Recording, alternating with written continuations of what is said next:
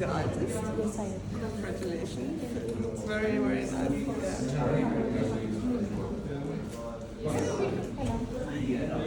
Welcome to Oslo. Okay, this is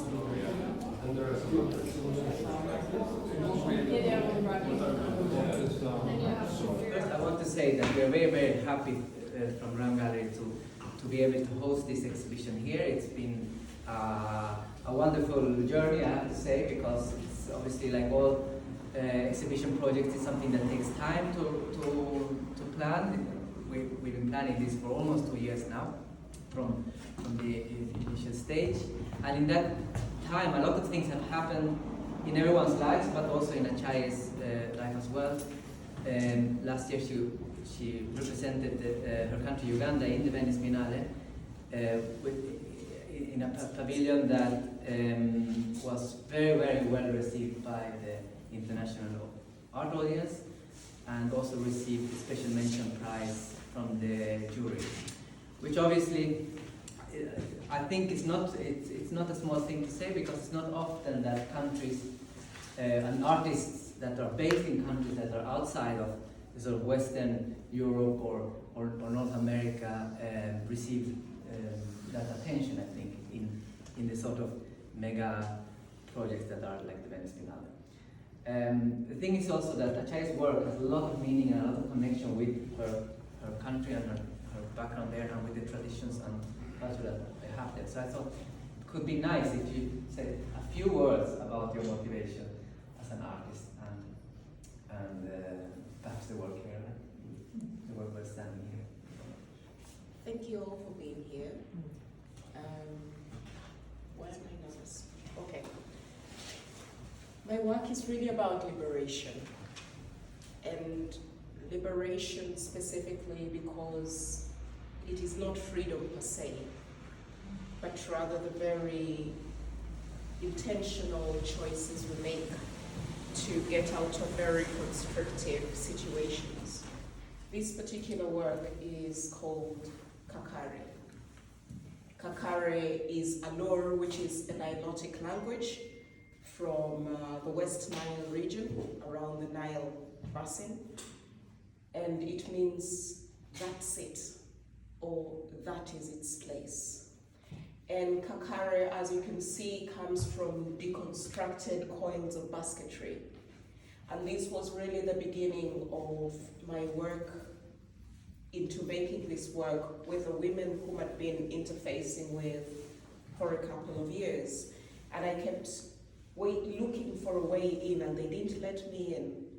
Until one day I started, because I kept asking, what else can you do apart from the basket? Because the baskets are saturated, they become that familial thing that all the women do. And then through it all, because I grew up at a time before Kampala started changing into a concrete jungle, so I was constantly foraging for different kinds of vegetables and greens. I was that person climbing trees and things. And I remembered the vineyard, especially the pumpkin patches. And the pumpkin patches have various connotations for me, but also for many women, because vines like that are grown around homesteads. They provide food, but they also provide the sustenance in front of the source, the vine leaves. And a lot of things happen with the vine leaves, but they also carry sentiment, because they coil and they have spikes. And all these things, and I thought, what a beautiful metaphor to recreate through this, because that is the lived experience of the woman. The vine has this dual meaning of pain, of pleasure, of relief, and all these things. And so the deconstructed baskets become the carrier of their experience as purveyors of hospitality, but also provision of the food chain in Africa. They're the ones digging, they're the ones providing the food until harvest time, when the harvest in most cases is taken away from them by the men who own the land traditionally, and that's the end. The other thing is, all of these different articles of artisan workmanship are handled and made by women. Because in as much as it is art, because as a work of art, it demands what good art is, which is craftsmanship, good making, good artisanship and all these things. But because they're women and their art has been constrained into the domestic sphere, it has been doomed to functionality. So that when they have to make any work, weave anything, it has to be a basket to carry food, it has to be a harvest basket or a fishing basket, or it must be this which turns into a mat, otherwise known as a mukeka, to be sat on. And because it is doomed to functionality, the familial takes over. The familial in such a way that this beautiful work, the neatness, all the time spent, all the matrices and the mathematical indexes are forgotten, erased and looked over. And so I thought, for this time, for this work, let us return their work to the cross of redemption. So this is like a cross, because by gazing upon the work, maybe we go back and reflect on their lives, on their experiences, but also acknowledge the time as process of their making. And behind you is Kotubino, and it's about sacred rain, the rain again of liberation. Because this time around, we as women, especially as women, have to choose the tears we cry. Many times in most of Africa and where I have lived as a geospot, women are meant to cry. The crying labor because they're giving birth too early, or they're in a marriage which is not very happy, or so many things are happening. Hi, Helly, it's nice to see you. And because of that, tears become this single story in a woman's life. But with this work, it becomes tears of ecstasy, tears of joy, tears of laughter that one time women can laugh enough, laugh so hard that their stomachs ache and tears flow out of their eyes, tears of sweat in copulation.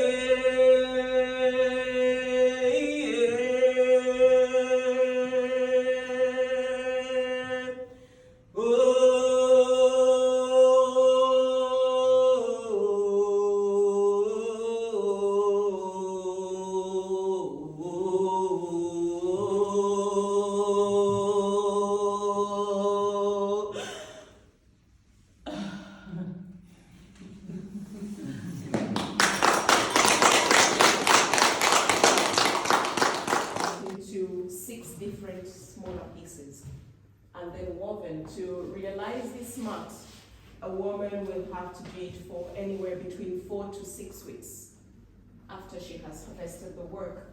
So, and this is something that she's been able to do in her lifetime. She must make 1, 2, or 3 in the home because they are meant for use for special guests. But she hardly ever sits on this mat herself, because it is made for special occasions. She always will have to sit on mats that are made with larger grids, which take time, and in the Luganda word for them is chachi. The sign is chachi, which means what for. So there are all these things that are happening, and I thought, let's texturize this story and celebrate it and put it up.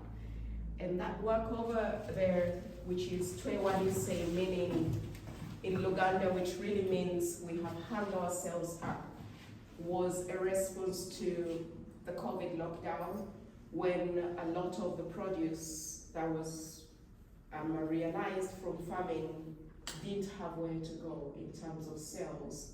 So a lot of food was rotting in other areas because it couldn't move, but in other areas there was abject starvation. But also because these bags are woven to carry harvest. But for the experience of most of the farmers and also for the women, these birds become grotesque caricatures of the life that they should be living of abundance and opulence from their farm and labor.